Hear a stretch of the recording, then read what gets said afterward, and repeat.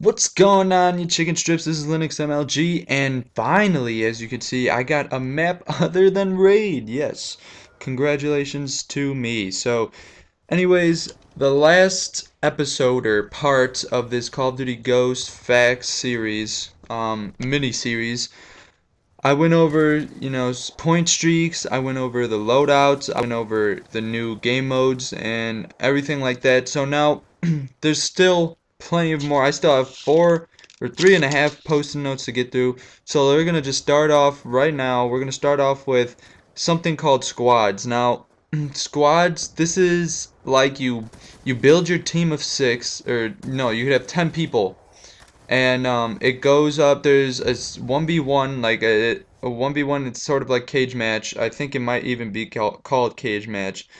There's another one where it's like 3v3 or 2v2 or something like that, and then there's one more that's a 6v6 called squad versus squad. And what happens is it's like a league play, only not really, because it's not really competitive, but you do gain XP for playing it, and your squad levels up. So this could be a good addition. It's like Elite, but it's not the same. There's something called Clans, which is pretty much Elite, which I'll get to later, either in this video or in a third part, if that happens. And so squads again is just 10 people, and you make that team. You can make your emblem just like League play and whatnot. You get XP, like I said, and you could do either of the three that I mentioned, either the 1v1, the 2 or 3v3, or the 6v6. So that's that. Let's go ahead and move on to the next post-it note, and it starts off with the dynamic and destructible maps. Now, everyone already knew this for a long time, that there's going to be destructible maps and all that. So my thoughts on whether or not it's going to work for competitive or just work in general. The fact is, it didn't look as bad as I thought. Like I was expecting, like, in Yemen, the hole in the middle of the map where you fall through. I was expecting the maps actually to have something where the ground would like collapse, and so you would fall through. That's what I thought when I thought of traps, what they said.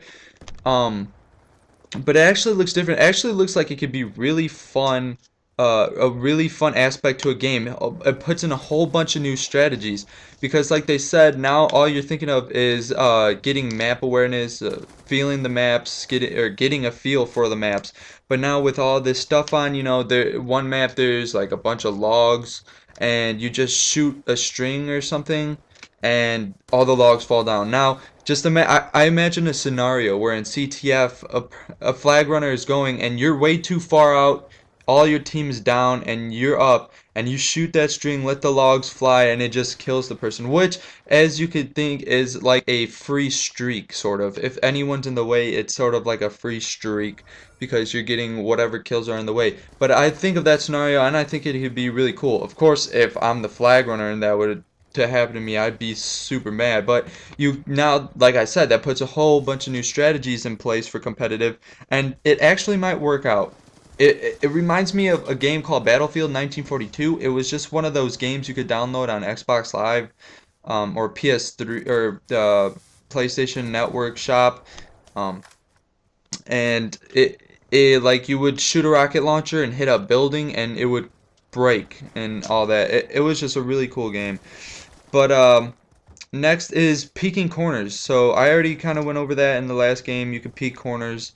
Um, Instead of, I guess there's not a certain button to press. If you might just get towards a corner, it might do it on its own, or it might ask, press X if press X to lean or whatever, or peek around corner.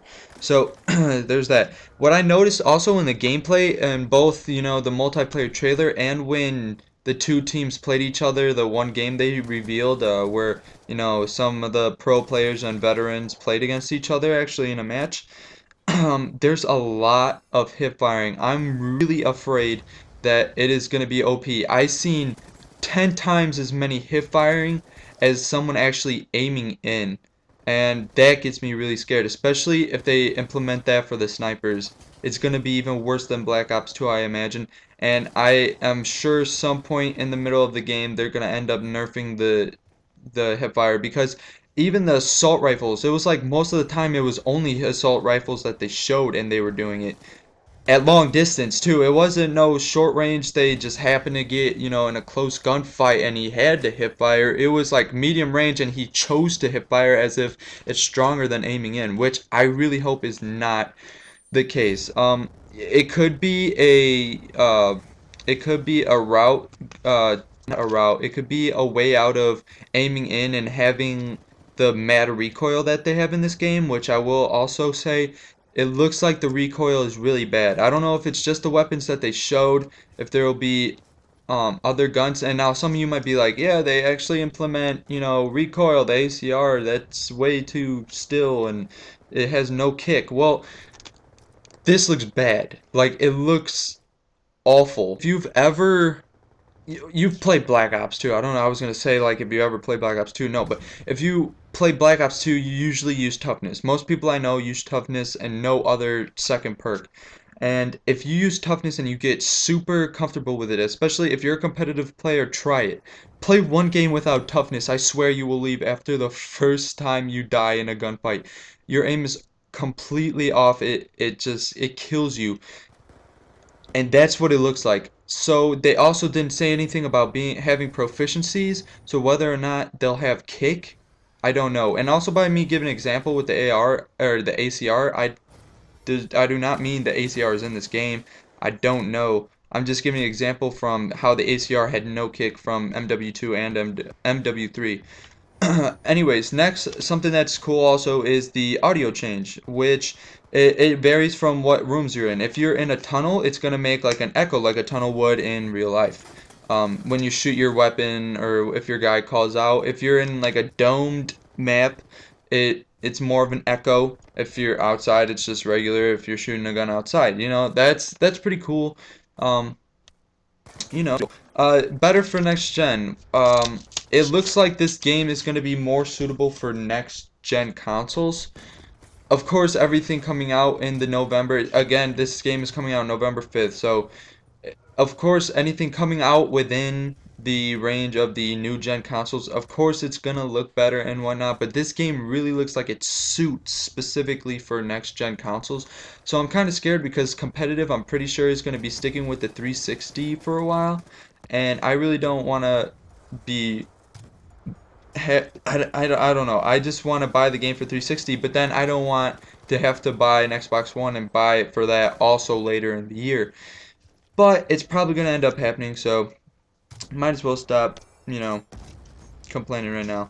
But next, now we're going to get into the esports. There's only three things they said. They're going to continue the support for esports. They didn't elaborate. CoD Champs 2, the next CoD Champs is happening in 2014, as well as Ghosts will be on the MLG circuit. Those are the only three things they said about esports. So anything other than that, I have no idea. So by saying that they're going to continue to support esports, I believe they have to be putting in LAN compatibility. They know that that's the most. They have to be making something like Codcaster. They have to be. And so other than that, I don't want to say anything else because I really don't know. Next is the map that I saw actually get played by the people, which is a map called Strike Zone. And it actually looks like Doom a little bit from World at War, but then it has a little bit of its own flavor. It's not that small, but it I don't know, just the map layout looks like Dome for me a little bit. The only thing is also there's so many obstacles. There's so many objects. People could just fly around corners like crazy. There's a corner to your left and right every 5 steps, it looks like. So I don't know how that map's gonna work out specifically. I didn't see any other maps. They didn't play any other maps, so I just hope the others aren't as bad like that. This is probably gonna go over, but I'm just gonna probably stick some picture in the end there or something. But here we go. Next, now we got the like I was saying earlier. So it's actually really cool. It's the same thing as Elite sort of, but you get your clan and you could go on your smartphone or whatever, and there's something called clan chat, which is like KIK, where you pretty much just message anyone in the group. So anyone in your clan, you can message them, you could do group chats, whatever. And I think that's cool. It could be cool for competitive too, because you could do like DMs as a group, and it's like pretty. Yeah, I don't know. I feel like that could be pretty cool. Um, if you want to get, a bunch of your friends together from competitive, say, hey, get on for eights, let's play some eights. You could chat as long as they have a smartphone, then it should work fine. So, of course, I mentioned earlier the emblem feature's back. So they're putting that in Ghosts now. Of course, a Treyarch feature that they're implementing in Ghosts. Continuous new maps and modes. Oh yeah. So they said that throughout the year they're going to be putting out continuous maps and modes. So they're going to be coming out with a lot of new maps and a lot not a lot, but they may come out with some new game modes also. So you should keep an eye out for a DLC where there actually isn't only new maps but also new game modes. So that would be kind of cool. Um, those, of course, wouldn't be able to be implemented in competitive unless the private matches would have them as well. So, the game's coming out in November 5th. There's some weapons. I didn't get the exact gist of them, but they are like one or two shot weapons. Every time they showed them, it was two shots at the most. And they said that it was hard to use, but I'm still afraid because if a person uses that the whole like entire time playing this game, they're obviously gonna get skilled at it, and it's gonna be like a sniper rifle, and as like an assault rifle though. So that I'm super afraid of. I hope if that is true, that in competitive, they actually don't they ban that. So snipers are a little different. Unlike the snipers that we've had throughout the Call of Duties, there isn't a black shadow on the corners of the screen when you scope in. You actually can still see your peripheral vision. It's just like a in the middle you could just see through the scope. You just see, further through the scope, but your peripheral vision is still the same, which is cool. It seems more realistic, but I would think, most snipers in real life they don't have both eyes open. They usually have one eye closed and the other eye right in the scope. And so you really don't have any peripheral vision for the most part. But, it's what they implemented. I don't know the snipers if they're going to be as OP as they are in Black Ops 2. But a lot of these things we're going to have to see when it comes out. The last thing was, I didn't get to catch it a lot, so I didn't write any note about it. Um, but it's some stuff that I heard. So they showed the multiplayer trailer, at the beginning of the whole, and then um, at the end they showed it again. They said, "All right, let's run it again."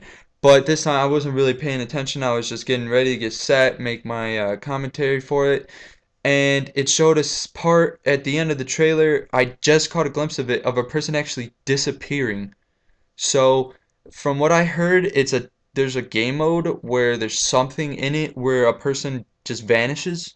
So, I don't know what all that is about. You should look more into it. I'm sure when Woody's Gamertag or T-Mart do a trailer, dissection, um, they're going to show that and talk more about it. So, of course, if you want to learn more, they probably know more than me. They're doing breakdowns of trailers and whatnot. Go over to T Martin or Woody's Gamertag, and a whole bunch of big commentators do it. So go do that, and I hope you enjoyed my two parts. This one was really long, actually, but I hope you stayed by. And if you did like what you received, the facts, then go ahead, subscribe, like the video, and whatnot. And again, the first part will be in the description if you happen to click on this first. So I'll see you guys later. Peace.